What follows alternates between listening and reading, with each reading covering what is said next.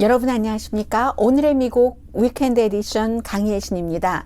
오늘 이제 중요한 뉴스들이 많이 있겠지만 우선 아주 새로운 내용이 하나가 나왔는데요. 미국이 중국의 것일지도 모른다 하고 격추할 당시에는 믿고 격추를 했었겠죠. 그랬던 그 풍선 가운데 하나는 시카고의 그 풍선 동호회가 날린 것이었다 하는 주장들이 나오고 있거든요. 그런 내용들과 함께 뮌헨에서 아직까지는 중국과 미국의 각각 그 외무를 담당하는 담당자들이 만나지 않았지만 만날 것으로 보이고요. 어제 오후에 또 총격 사건이 일어났습니다. 이번에도 대량 사건인데 총격 사건인데 시골에서였습니다. 마을 주민이 한 300명밖에 되지 않는다는 곳에서 일어난 사건이었고, 그리고 이제 그 정치계가 조금 술렁이기 시작하죠. 오늘은 이제 지금부터 여러분들께서 조금 그 공화당의 예비선거에 누가 나오는가 하는 것에 익숙하셔야지 되기 때문에 다는 아니더라도 이름 정도만이라도 그때그때 언급하겠습니다. 그리고 이제 그에 연관된 미국의 그 현재 분위기 같은 것도 있잖아요. 사회적인 변화, 조지아주 대배심과 팍스뉴스 오피니언 리더들, 마이크로소프트의 그 챗봇에 대해서 어제 많은 뉴스들이 나왔고, 아주 이 챗봇 로봇과 사람이 채팅을 해서 검색을 하는 이것은 이제 지난 11월 달부터 오픈 소스가 개방되고 나서 일부는 그동안은 사실은 이제 기본적으로 엔지니어라든가 본인들의 직업과 해당되는 이런 사람들만에게 좀 다가갔고, 그리고 실제로 언론에서는 상당히 뭐라고 할까요? 새로운 분야이기 때문에 좀 경이로움을 거기에 묻혀서 보도를 한 게 많거든요. 그리고 어느 정도는 과장된 보도. 그렇기 때문에 이제 오늘의 미국에서 좀 이 내용을 전해드리려고 할 때 신중하게 생각을 했었던 것이 사실입니다. 이제 어제 나온 또 다른 새로운 뉴스, 정규 방송 시간에 커버하지 않은 것을 포함해서 그런 내용들 전해드리겠습니다. 먼저 F-22 미국 전투기가, 그 전에는 이제 F-16 전투기가 중국에서 왔다는 첫 번째 풍선도 격추시켰고 했는데, F-22 전투기 몇 대, 그리고 캐나다의 무슨 말하자면 국립, 왕립 공군 부대가 격추시킨 풍선이 중국에서 온 것이 아니라 정말 작은 32인치밖에 되지 않는, 우리 30cm 자가 12인치입니다. 그러면 24, 36, 그 30cm 자 3개 분량, 1야드도 안 되는 거죠.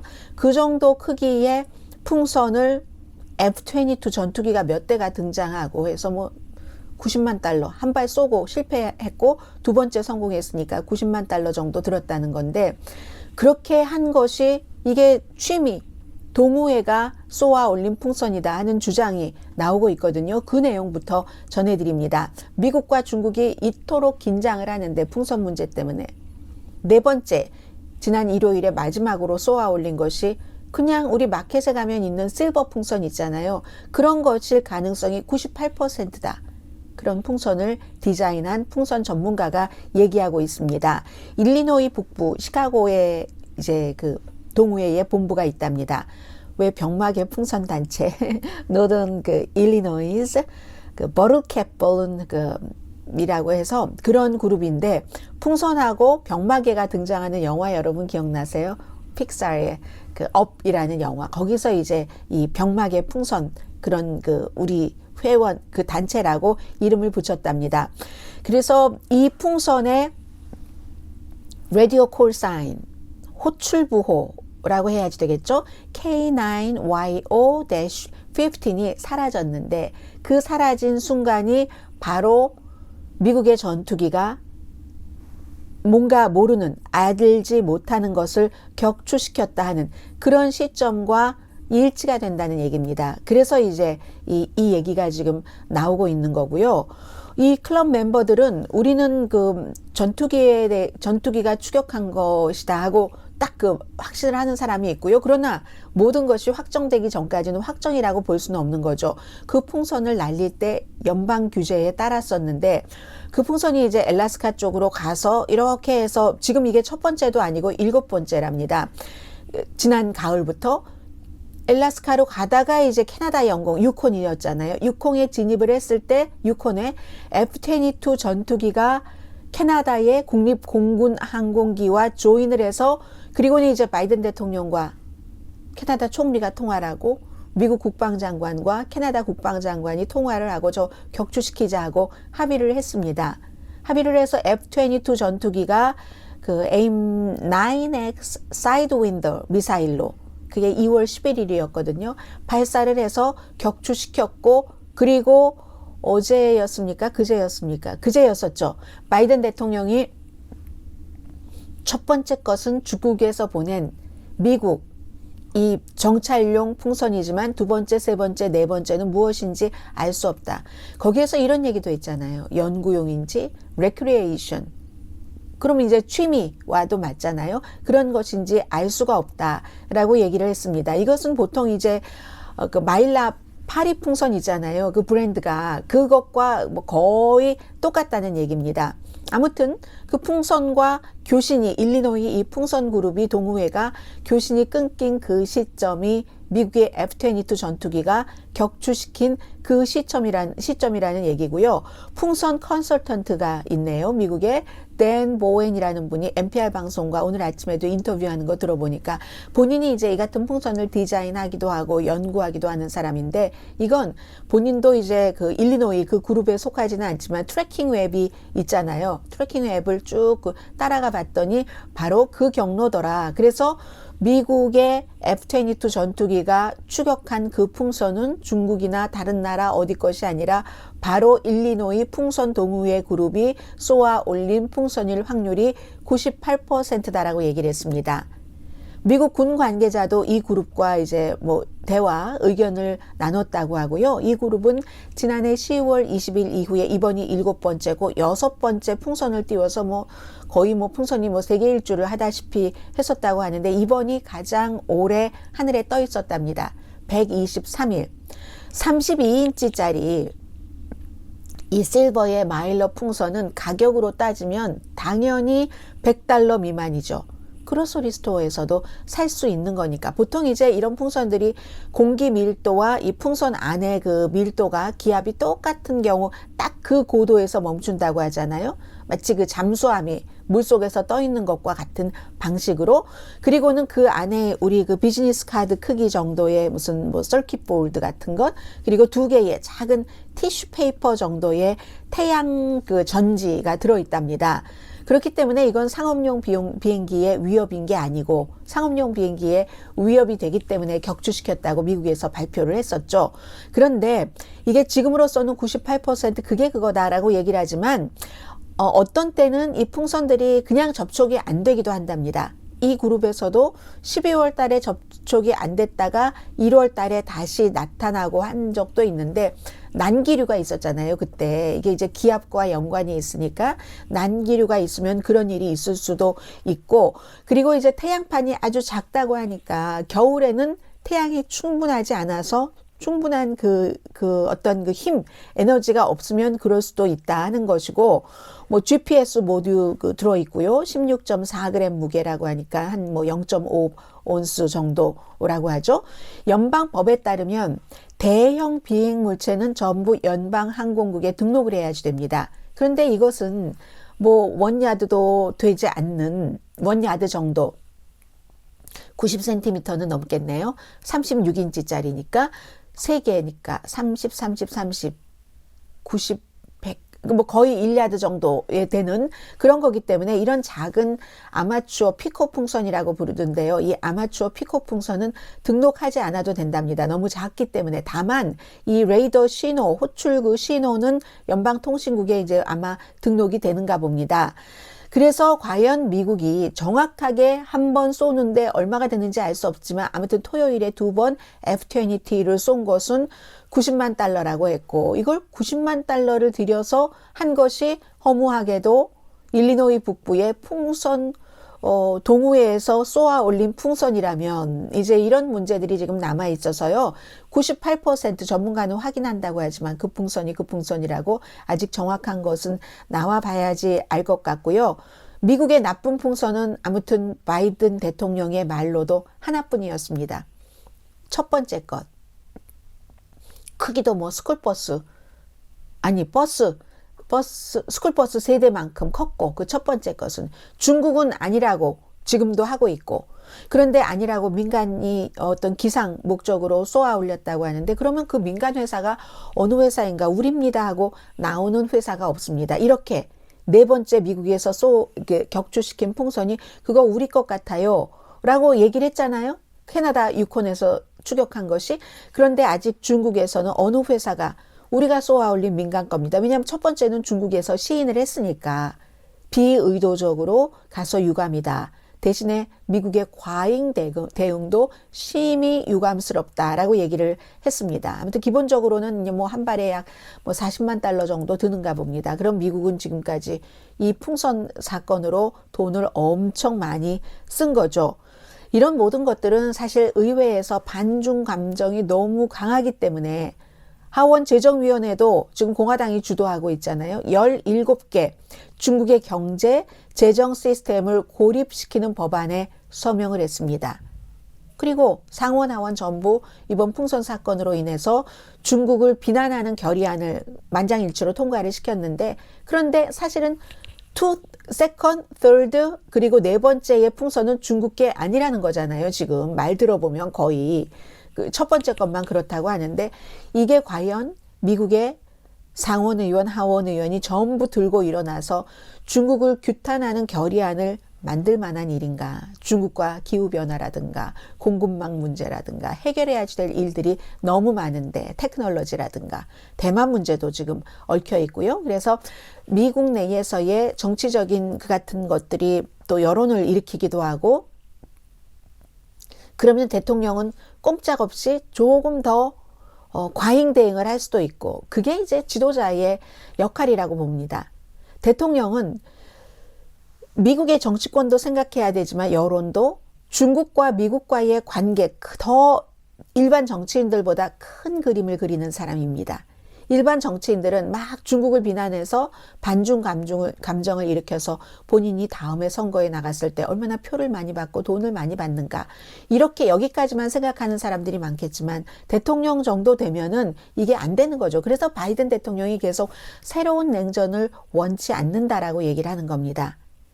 영국 신문 파이낸셜 타임스가 사설에서 미국 정부는 1950년대식 국가 대상만 바뀐, 당시에 구소련에서 중국으로 바뀐 그 50년대식 신냉전 같은 것 만들지 말아야 된다라고 사설로 파이낸셜 타임스가 쓰고 있는 겁니다.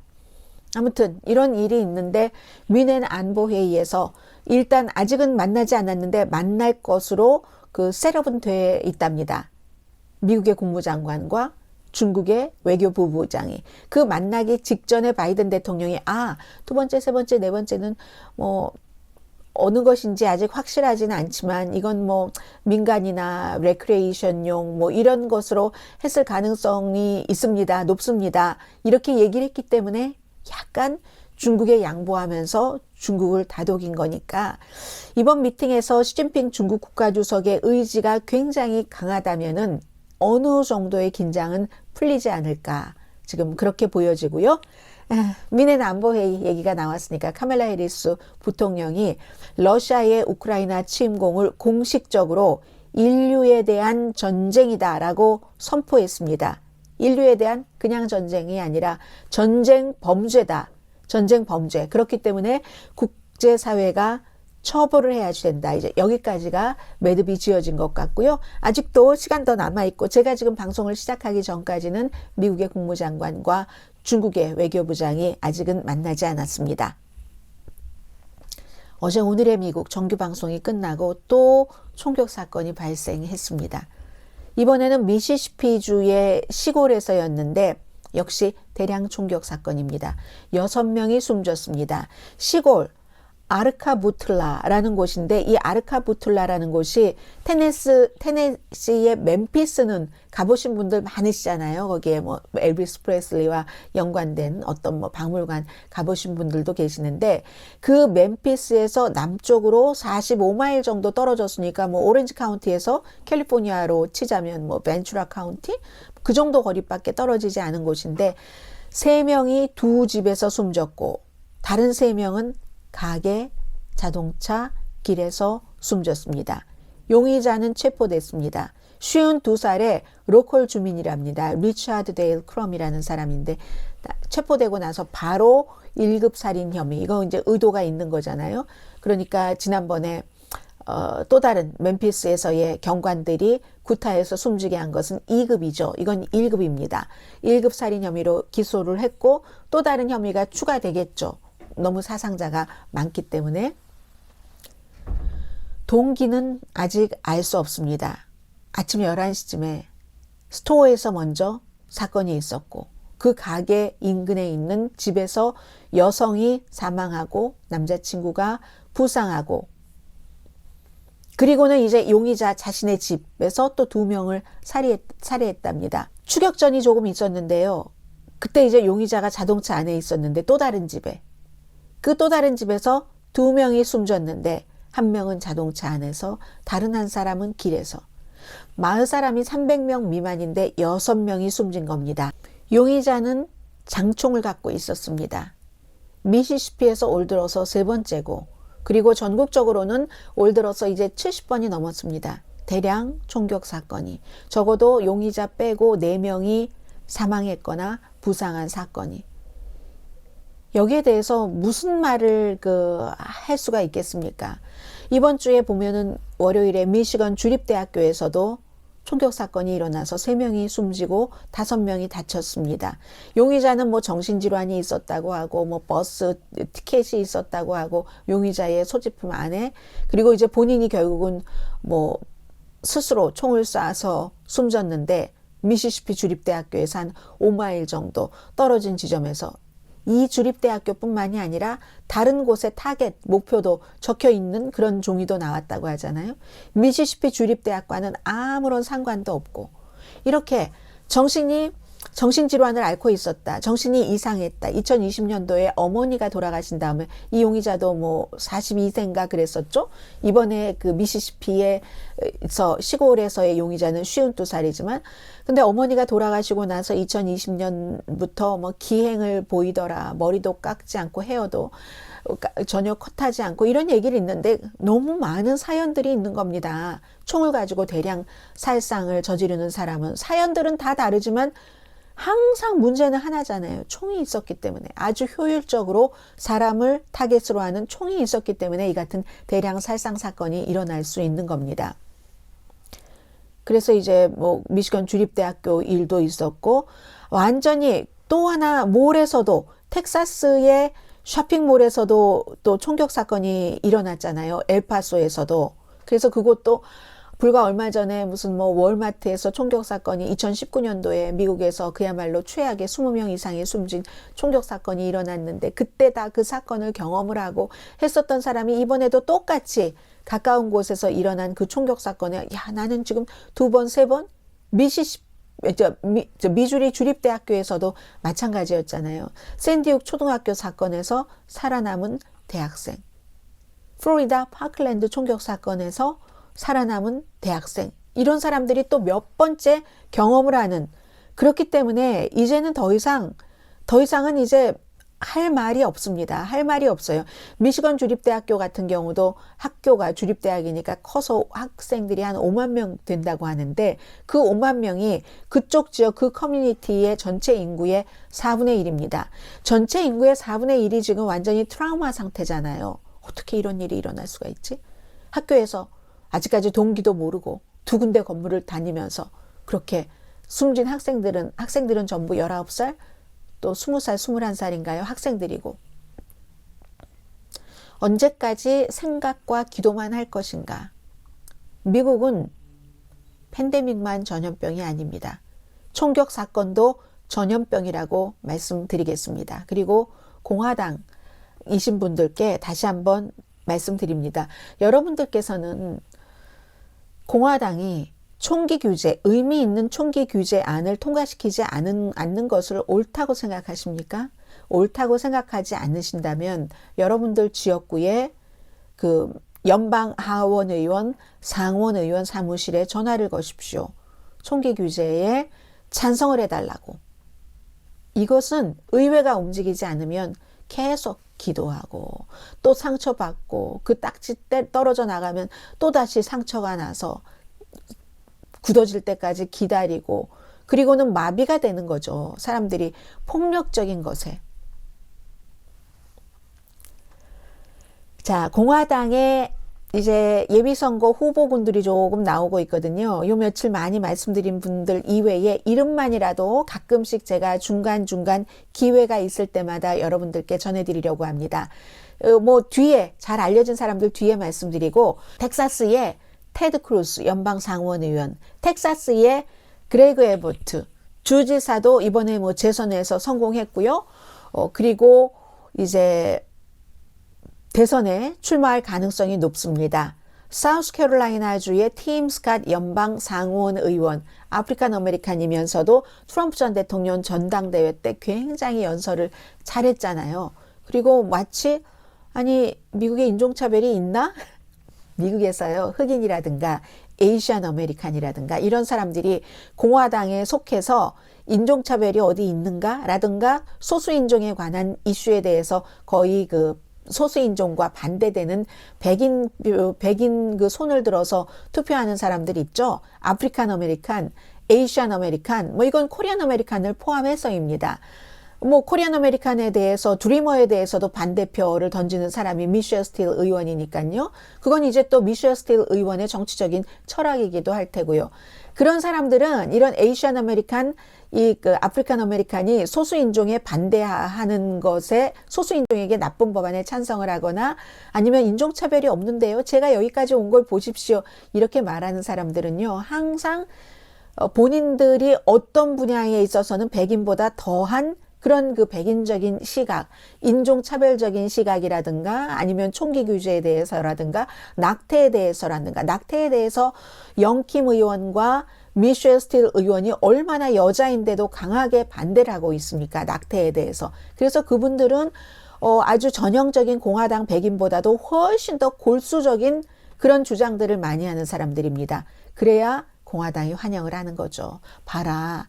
공화당은 백인 남자들만의 당이 아니라 에이시안 여자들, 흑인 남자도 이렇게 있다. 가끔 가물에 콩나듯이 끼워 넣는데 끼워 넣는 사람들은 사실은 어찌 보면 본인의 철학이 완전히 100% 맞는다면 모르지만 아니면 이용당하는 부분도 있습니다. 소수인종이 소수인종의 나쁜 그 표에 찬성표를 던지는 것이 본인이 그래서 정치인을 하는 것이 좋다면 that's okay. 그러나 사회 커뮤니티 봉사 차원에서라면 다른 이슈는 모르지만 세금이라든가 그런데 그 이슈에서는 아니잖아요. 드리머를 살리자 하는 법안에 반대표를 던지고 여성으로서 여성의 아주 뭐 극단적인 낙태 금지에 찬성을 하고 하는 것이 굉장히 반여성적이고 반소수인종적이잖아요. 팀 스캇도 마찬가지입니다. 인종차별이 없는데 내가 여기까지 왔는데 본인이 그런 생각을 갖고 그런 말을 해주기 때문에 아프리칸 아메리칸으로서 공화당에서 좋아 하는 겁니다. 언제 필요 없으면 던져질지 모르는 거죠. 그렇기 때문에 던져지지 않기 위해서 그 같은 사람들은 더 백인 정치인들보다 더 백인식으로 그 앞서서 막 그 깃발을 휘날릴 수밖에 없는 슬픈 고통이죠. 그런 것들이 아무튼 있다는 건 말씀드리고요. 팀 스캇이 그렇습니다. 사우스캐롤라이나. 팀 스캇만 그럽니까? 니키 헤일리 공화당 대선 후보에 나가겠다고 본인의 전 보수였던 사람에 대적해서 니키 헤일리도 웬만한 백인들보다 훨씬 보수적인 시각을 갖고 있는 엄마 아빠 다 인도계 사우스캐롤라이나 주지사 출신의 바이든 대통령으로부터 발탁당한 전 유엔 대사였습니다. 그런데요, 보세요. 니키 헤일리에 대해서 공화당에서 아주 그냥 보수적인 백인 어떤 여자 의원이 네 나라로 가 하는데 아니 여기서 태어났는데 네 나라가 어디 있어요? 엄마 아빠가 인도계 이민자 출신이라는 거지. 제가 알고 있기로는 니키 헤일리 미국 태생이거든요. 한번 보겠습니다.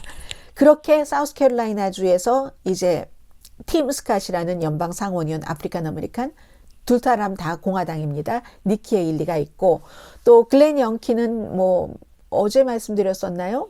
낙태에 대해서 반대하려는 정책을 많이 펼치고 있는 버지니아주의 주지사, 그리고 이제 마이크 펜스 전 부통령, 마이크 폼페오 전 그 국무장관, 론 디센티스 플로리다 주지사, 맨 마지막에 제일 우뚝 선 사람이 도널드 J 트럼프가 되겠고요. 니키 헤일리 한번 태어난 것이 어디서 태어났는가 보겠습니다.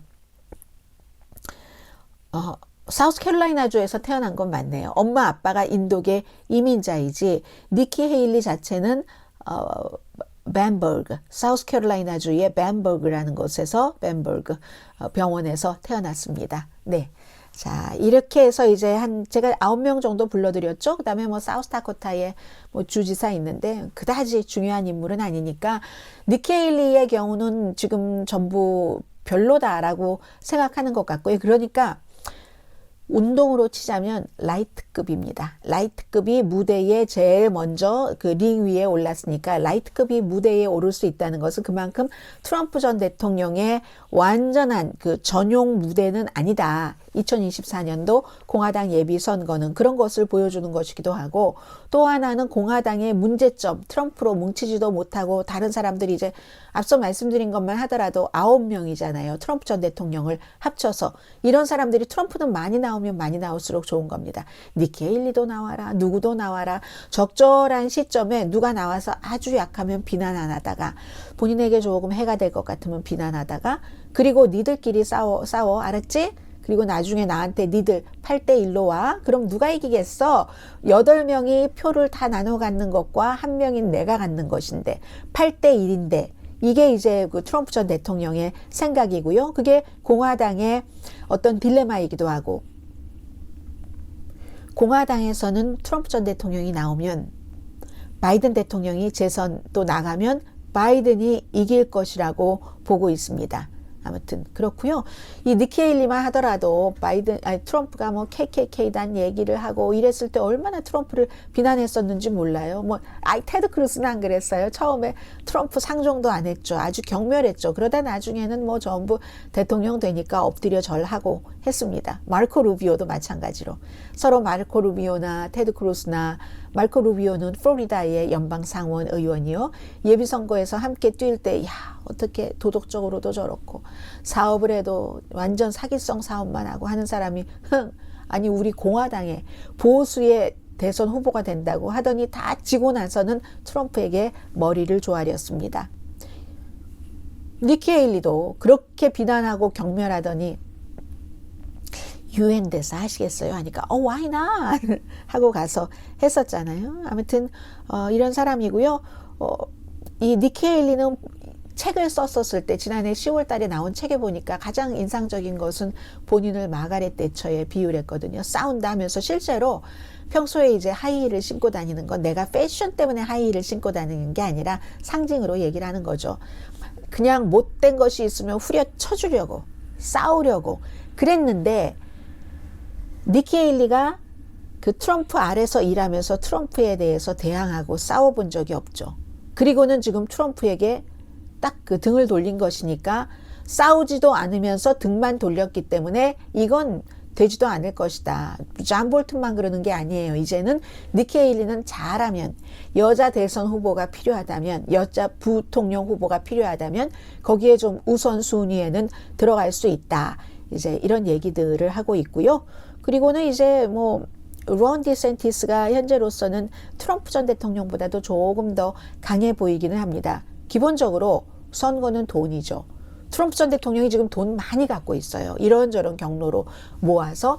그런데 코크 브라더스 같은 아주 큰 기업, 돈을 많이 갖고 있는 이런 사람들이 이제 트럼프를 지지하지 않고 다른 사람을 생각한다고 하잖아요. 대체적으로 지금은 44살에 니키 헤일리는 51살, 트럼프도 이제 80살이 되죠. 이미 바이든은 80살이 넘었고, 코크 브라더스 같은 사람들을 포함해서 많은 그런 사람들은 44살에 론 디센티스 쪽으로 가고 있는 것처럼 보입니다. 그 론 디센티스는 문화 전쟁을 엄청 펼치고 있죠. 디즈니가 뭐 동성애에 대해서 조금 관대하려고 하면 디즈니 뭐 특별구역으로 여러 가지 혜택 줬던 것 딱 가져가고 초중 고등학교에서 인종에 관해서 가르치는 것 같은 거 싹 끌어가려고 하고 심지어 대학교 보수적인 이념을 가르치는 교수들로 채워서 그러한 학생들을 길러내는 이제 공립대학교 만드는 것 하려고 하고 동성애자 권리 없애고 낙태를 금지시키고 흑인 역사 가르치는 것도 못하게 하고 사회적으로 내가 보수예요 하는 것을 열심히 론 디센티스 플로리다 주지사가 펼치면서 더군다나 중간선거에서 거의 20%포인트 차이로 재선됐습니다. 이렇게 많은 차이로 본인의 자리를 지키고 새로운 또 다른 임기를 맞은 공화당이 별로 없습니다. 지난번 선거에서. 론 디센티스는 그랬다는 거잖아요. 더군다나 보수는 보수인데 교육에 대해서 가장 보수적인 입장을 취하고 그것을 보수적인 유권자들이 좋아하고 있습니다. 민주당에서는 뭐 론 디센티스를 굉장히 편협하다.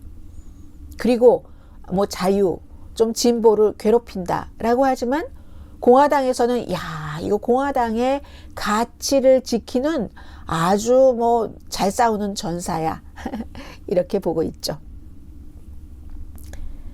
그리고는 위선에 대해서 조금만 말씀드리자면 박스 그 어피니언 리더들의 위선을 어제 보도를 해드렸는데 지금 11월 우리가 초에 중간선거가 치러지고 나서 거의 일주일이 지날 때까지도 이제 AP통신이 보통 역사적으로 오래전부터 그렇게 계속 해왔고 그게 틀리지가 않으니까 또 AP통신이 바이든 승리입니다 하고 하면 승리인 것으로 되는 겁니다. 지금까지 모든 대통령이 다 그래왔습니다. 그리고 그런 것을 승리라는 책임을 맡은 AP통신이 그걸 가짜로 하겠습니까? 그런데 이런 일이 있고 나서 일주일 뒤에도 박스는 계속 이게 아닌데 부정선거인데 하고 의심하는 방송을 했는데 그때 알고 봤더니 정말 그런 걸 의심해서가 아니라 추호의 의심도 하지 않으면서 시청률이 내려갈까 봐 나의 인기가 내려갈까 봐 왜냐하면 박스를 보는 사람들이 거의 전폭적으로 트럼프 전 대통령을 지지하고 있었기 때문에 아니 박스가 그것을 얘기를 해 트럼프 전 대통령이 지금 아니라고 부정선거라고 하는데 아직도 내가 이겼다고 하고 세워야지 될 표가 더 남아있다고 하는데 그게 무서워서 박스의 많은 진행자들이 본인들은 그렇게 믿지 않으면서도 그렇게 방송을 했다는 겁니다. 그게 이제 봄에 있을 도미니언 보링 시스템이라는 투표 기계 회사가 박스가 알면서도 그렇게 가짜 보도를 해서 우리 회사에 막대한 그 피해를 줬다 하고 16억 달러 소송을 하는 과정에서 션 해니티와 누구, 터커 칼슨과 누구, 로라 잉그램과 누구, 루퍼트 머덕 사주와 누구 등등이 텍스트하는 데서 나온 그런 얘기입니다. 선고가 불공정했다고 하고 그렇게 믿지 않으면서 집계되지 않았다고 하고 또 어디서 사망자가 투표했다고 하고 어떠한 곳에서는 뭐 여행용 가방에 투표용지를 누가 들어오고 나가고 그랬다면서요. 바이든 것을. 심지어 대한항공 좌석 아래 중국에서 투표용지가 만들어져서 왔다면서요. 한국 분들 얼마나 많이 그걸 보도를 하셨어요. 유튜브 하시는 분들 가운데서도. 그래서 그 보도를 보고 얼마나 많은 분들이 지난 선거할 때 오늘의 미국의 강의 신 저를 공격하셨습니까? 그때 제가 공격받으면서도 그래도 흔들리지 않고 이만큼 왔으니 오늘날 이런 보도를 전해드릴 수 있는 겁니다. 이게 미국에서 지금 대단히 큰 뉴스입니다. 그러다가 일주일 지나면서부터는 좀 와블리하다라고 하잖아요. 이랬다 저랬다 이랬다 저랬다. 션 해니티, 터커 칼슨, 로라 잉그램 이런 부분들. 그래서 어떤 매체에서는 박스가 가장 강조하는 게 미국의 말이야 민주당 엘리트가 말이야 공화당을 무식하다고 하면서 교육도 덜 받았다고 막 늘 비교할 때 그렇게 얘기하고 교육 많이 받은 사람은 민주당을 지지하고 교육을 덜 받은 사람은 공화당을 지지한다고 하면서 엘리트인 척한다. 이래서 얼마나 많이 비난을 합니까? 그런데 다른 매체들은요. 박스야말로 자신들을 엘리트처럼 놓고 애국심을 돈벌이에 쓰고 있다. 박스 텔레비전 보면은 유난히 이민 얘기 많이 나오고요. 그리고 소수 인종들은 못생긴 얼굴이 많이 나와요. 팍스 보시면 그렇습니다. 실제로 이민자들은 못생긴 사람이 많이 나오고, 못생겼다기보다 인상이 별로 좋지 않은, 이거 굉장히 중요한 이미지거든요. 더군다나 텔레비전에서. 그리고 너무 자주 아침 프로그램에서 무슨 애국가, 말하자면 한국식으로 애국가가 나온다던가 컨트리 뮤직이 나오고 성조기가 펄럭이고, 그래서 애국심으로 돈을 이렇게 벌고 있다. 아침 쇼에서 막 뭐 이런 얘기들을 많이 하고 있고, 팍스의 오피니언 리더들도 마찬가지로. 그래서요, 팍스의 션 해니티 이런 사람들은 잘 알려지지 않은 저널리스트, 뭐 말하자면 루키예요. 쫓아야지 된다고. 왜냐하면 팍스에도 저널리스트들이 있잖아요. 뉴스 디파트먼트에 션 해니티, 터커 칼슨 이런 사람들은 오피니언 리더지만, 돈은 오피니언 리더들이 뉴스 저널리스트보다 뭐 10배, 100배 더 많이 받기도 하고. 그런데 어떤 저널리스트가 조금 힘이 없는 저널리스트가 뭐 선거에 대해서 제대로 된 내용을 보도를 하잖아요. 그러면 지들끼리 션 해니티, 터커 칼슨 막 이렇게 잘라야 된다고. 말하자면 오늘의 미국이니까 정규방송이 아니니까 제가 잘라야지 된다고 얘기를 하네요. 해고시켜야지 된다고. 이렇게 막 하면서 했습니다. 실제로 못 버틴 사람은 다른 데로 나간 사람들이 많잖아요. 여러 명, 적어도 3명 있습니다. 자, 지금 분위기는 이렇고, 그리고 이제 중요한 것은 조지아주의 대배심이, 조지아주에서는 뭐 대대적인 부정선거 같은 것 없었고, 트럼프 전 대통령이 조지아주의 선거 관계자에게 본인이 이기도록 만들어내라라는 압박을 했는가 하는 것을 수사할 때 적어도 1명 이상의 증인이 거짓 증언을 했기 때문에 위증 혐의로 기소해야지 된다 하는 결론을 내렸습니다. 오늘 마지막으로 마이크로소프트의 챗봇을 조금 말씀드리겠습니다. 기본적으로 이제 챗봇이라는 것은 채팅과 로봇을 합쳐서 한 20년을 왕성하게 구글이 93% 인터넷 검색 엔진의 93%를 가져갔습니다. 한국의 네이버나 나음에서 검색을 하시는 분들, 그쪽에 네이버가 몇 퍼센트, 나음이 몇 퍼센트 이런 게 있잖아요. 그리고 구글도 쓰시겠죠. 구글이 93%를 가져갔는데, 이건 구글은 딱 거기다가 써서 찍어 놓으면은 많이 보여주죠. 막 몇 페이지가 넘어가야 내가 원하는 것을 정확하게 찾을 수도 있습니다. 아니면 맨 앞에 나올 수도 있고. 그런데 이것을 인공지능을 통해서 이렇게 채팅창에 쓰면은 바로 내가 묻는 것에 대해서 답변을 해주고, 내가 그 답변이 맞지 않다고 생각하면 또 거기다 구체적으로 질문을 하라고 써요. 거기서 요구를 해요. 그러면 또 이렇게 쓰면 거기에 대해서 또 나오고 하면서 맞춤형이 되기 때문에, 뭐 요리에서부터 학교에 논문 쓰는 거 학생들보다 더 잘 쓴다고 하고, 의료 지식, 뭐 법 지식 이런 모든 것들, 여행, 기타 등등 하는데, 이게 이제 챗봇, 채팅하는 봇, 로봇이다 해서 챗봇 많죠. 오픈 AI라는 스타트업, 캘리포니아에 본사가 있습니다. 그 회사에서 만든 챗 GPT라는 게 제일 처음에 나왔고, 지난해 10월 달에. 그래서 지금까지 뭐 1억 명 이상이 쓰고 있고, 그리고는 이제 잠자던 거인인 테크놀로지 업계에서 마이크로소프트가 바로 그 챗 GPT와 본인들의 것을 합쳐서 빙이라는 엔진이 있잖아요. 빙이 뭐 몇 퍼센트 그동안 차지하지 않았거든요. 빙이 잠자다가 살아난 겁니다. 해서 그 챗 GPT랑 합병을 해서 한 110억 달러를 들였다고 하던가요. 해서 이렇게 쭉 했고, 구글도 개발하죠. 또 다른 것도 얼마나 많이 개발하겠어요. 페이스북 등등. 앞으로는 이게 완전히 대단한 시장이 될 겁니다. 왜냐하면 마이크로소프트에서도 110억 달러를 돈을 들였으면 그 돈을 뽑아야죠. 지금은 거의 무료지만 어드밴스드 된 것을 찾는데 20달러를 요구하는 곳도 있기는 있습니다. 그런데요, 써보니까 너무 많은 사람들이, 저도 주변에서 이 챗봇을 쓰시는 분들이 한결같이 하는 얘기가 너무 좋다고, 요즘에 이제 챗봇으로 많은 것을 얻기도 하고 뭐 재미있게 지내기도 한다고 하는데, 왜냐하면 이게 뭐 말하자면 커스터마이즈된 테일러메이드한 답, 기성복이 아니라 양복, 맞춤복을 입는 거잖아요. 구글이 기성복이었는데 내가 막 이렇게 찾아서 모자, 윗저고리, 신발 맞춘다면 그것도 또 그 재미가 있어요. 저는 아직은 그 재미가 더 큽니다. 그런데 이건 딱 나한테 맞춰서 주잖아요. 대신에 이런 게 있죠. 맞춰서 주면 그 맞춰서 주는 사람이 해준 대로 제가 입는 거잖아요.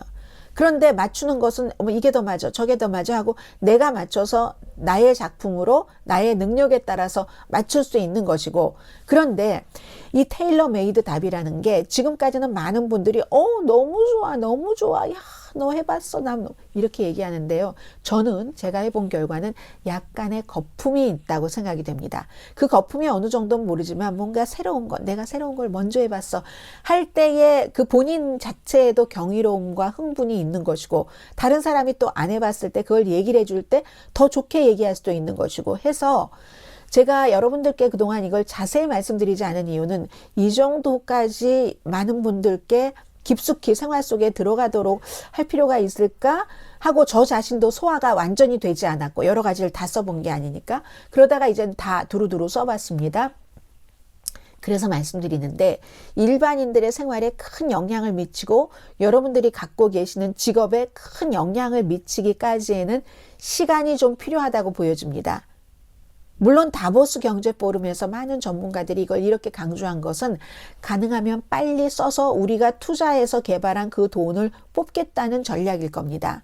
그런데 실수가 너무 많이 나옵니다. 물론 실수보다는 실수 아닌 것이 훨씬 많죠. 훨씬 많지만 이런 것은 뭔가 답을 주는 거기 때문에 의학적인, 법적인 이런 것을 주는데 실수가 있으면 되겠습니까? 20년 키운 회사를 하루아침에 망하게 할 수도 있는 거잖아요. 그래서 드리는 말씀인데, C도 쓰고 뭐 컴퓨터 C 쓰는 것부터 오케이, 컴퓨터 코드도 만들고 등등 하는 건데, 아무튼 링크 목록이 아니라 구글처럼 답을 주는 거기 때문에, 예를 들어 강아지를 데리고 갈 수 있는 해외 호텔이 어디가 있어요? 뭐 구글에서도 찾을 수 있지만 구글에서는 몇 페이지 넘어가야 찾을 수도 있고 몇 줄 아래 가야 찾을 수도 있잖아요. 이거는 딱 주는 거예요.